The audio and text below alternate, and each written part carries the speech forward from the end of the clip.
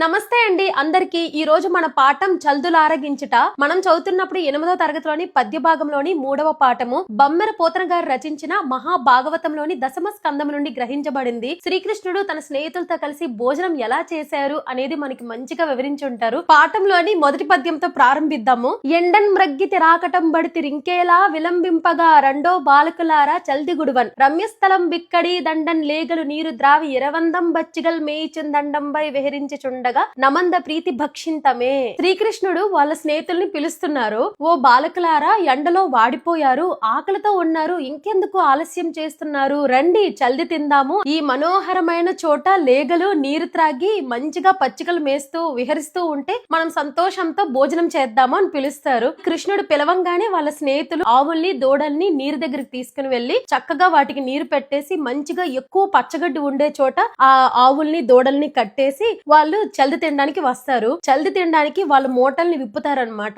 అవే చిక్కాలండి. మనం ఎలా అయితే బాక్స్ చుట్టూ కట్టుకునే వాళ్ళం కదా కర్చీఫ్లు, అలానే వాళ్ళు కూడా మూటల్లో చల్దీలు తెచ్చుకుంటారు కదా, వాటిని విప్పుతున్నారు. అప్పుడు కృష్ణుడు ఎలా కూర్చున్నారంటే, జలజాంత స్థిత కర్ణికం దిరిగిరా సంఘంబులయ్యున్న రేకుల చందంబున కృష్ణునిం దిరిగిరా గూర్చుండి వీక్షింపుచిన్ శిలలు బల్లవముల్ తృణంబులు లతల్ చిక్కంబులన్ బువ్వులాకుల కంచంబులుగా భుజించి రచటన్ గోపార్భకుల్ భూవరా.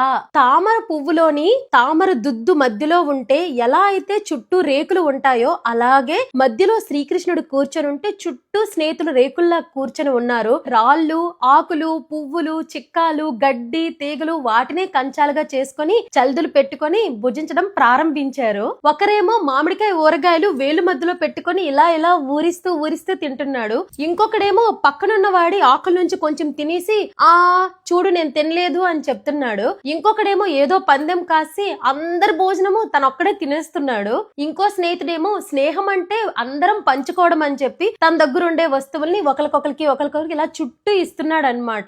ఇంకొకడేమో ఓయ్ ఓయ్ కృష్ణుని చూడు అని మోసగించి తన ఆకులో ఉండే భోజనాన్ని తినేస్తున్నాడు. ఇలా ఒక స్నేహితుడు నవ్విస్తున్నాడు, ఇంకొక స్నేహితుడు నవ్వుతూ ఉన్నాడు, ఇంకొక స్నేహితుడు ముచ్చట్లాడుతున్నాడు, ఇంకొక స్నేహితుడు మురిసిపోతూ ఉన్నాడు. ఆ సమయంలో కృష్ణుడు ఒక పెద్ద వస్త్రాన్ని కడుపున దిండుగా కట్టుకొని దాంట్లో తన పిల్లని గ్రోవిని పెట్టుకుంటాడు పడిపోకుండా.